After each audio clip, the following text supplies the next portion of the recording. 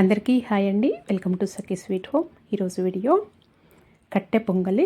ఇది దేవీ నవరాత్రుల్లో మొదటి రోజు నైవేద్యంగా పెట్టే కట్టె పొంగలి ప్రసాదం అండి. ఇది బ్రేక్ఫాస్ట్గా కూడా తినొచ్చు.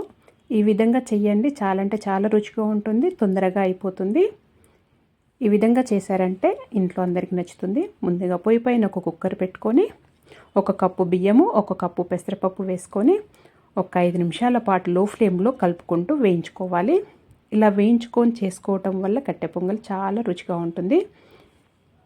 ఇలా లో ఫ్లేమ్లో వేయించుకోండి, మరీ మాడిపోయినట్టుగా వేయించొద్దు. వీటిని కొద్దిగా పచ్చివాసన పోయే వరకు వేయించుకొని కడుక్కోవాలి. వేయించుకున్న తర్వాతనే కడుక్కోవాలండి. కడిగిన తర్వాత 5 కప్పుల నీళ్ళు వేసుకోవాలి.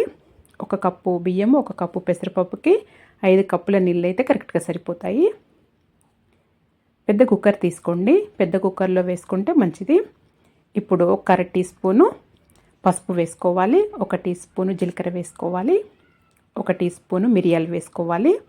మీరు మిరియాలకు బదులు మిరియాల పౌడర్ అయినా వేసుకోవచ్చు. ఇదంతా ఒకసారి కలుపుకొని మూత పెట్టేసి మీడియం ఫ్లేమ్లో 3 నుంచి 4 విజిల్స్ వరకు ఉడికించుకోవాలి. చూడండి, చక్కగా ఉడికిపోయింది.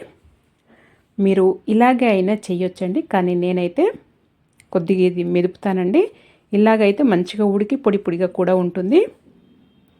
దీన్ని కొద్దిగా మెదుపుకుంటున్నాను. దీన్ని ఇలా మెదుపుకొని చేసుకోవటం వల్ల చాలా బాగుంటుంది. పిల్లలైనా పెద్దలైనా ఎవరైనా ఇష్టంగా తింటారు. ఈ విధంగా వేయించి ఇలా చేసి చూడండి, చాలా అంటే చాలా బాగుంటుంది. ఇప్పుడు దీంట్లో రుచికి తగినంత ఉప్పు వేసుకోవాలి. నేనైతే ఒక 2 టీ స్పూన్ల ఉప్పు వేస్తున్నాను. అలాగే ఇప్పుడు మళ్ళీ తగినన్ని నీళ్లు పోసుకొని కలుపుకోవాలండి. కన్సిస్టెన్సీ అనేది ఇంకొక 2 నిమిషాల వరకు ఉడికిస్తే మీకు పల్చగా అంటే పల్చగా, గట్టిగా అంటే గట్టిగా చూసుకొని వేసుకోవాలి. నీళ్ళు వేసుకొని వేరొక పొయ్యి పైన అది ఉడుకుతుండగా ఇంకొక పొయ్యి పైన ఒక చిన్న ప్యాన్ పెట్టుకొని ఒక 2 టీ స్పూన్ల నూనె, ఒక 4 టీ స్పూన్ల నెయ్యి వేసుకొని ఒక 1 టీ స్పూన్ ఆవాలు, 1 టీ స్పూన్ జీలకర్ర వేసుకొని ఒక 2 టీ స్పూన్ల మినపప్పు వేసుకోవాలి.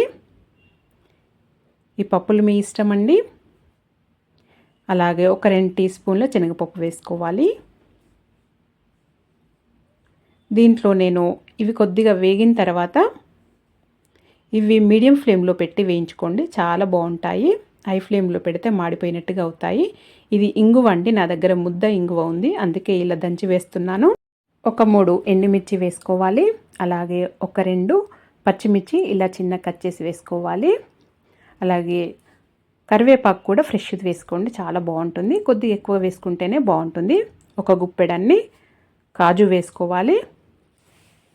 కాజు వేసుకొని ఇవన్నింటిని మీడియం ఫ్లేమ్లో మంచిగా కలుపుతుంటూ ఫ్రై చేసుకోవాలి.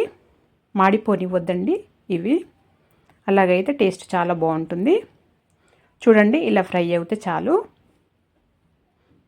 ఇప్పుడు ఈ పొంగల్ ఇక్కడ ఉడుకుతుంది చూడండి, ఈ కన్సిస్టెన్సీ వస్తే సరిపోతుంది. ఇప్పుడు దీంట్లో ఈ పోంపును పెట్టేసుకోవాలి.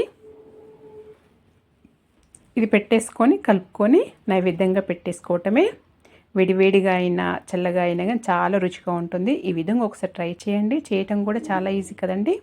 ఈ మెథడ్లో ఈ కొలతలతో ఈ విధంగా చేశారంటే చాలా అంటే చాలా రుచిగా ఉంటుంది. మరి మీరు కూడా ఒకసారి ఈ విధంగా ట్రై చేసి మీకు ఎలా వచ్చిందో నాకు తెలియచేయండి. మీకు కనుక వీడియో నచ్చినట్టయితే లైక్ చేయండి, షేర్ చేయండి, సబ్స్క్రైబ్ చేసుకోండి. Thank you for watching.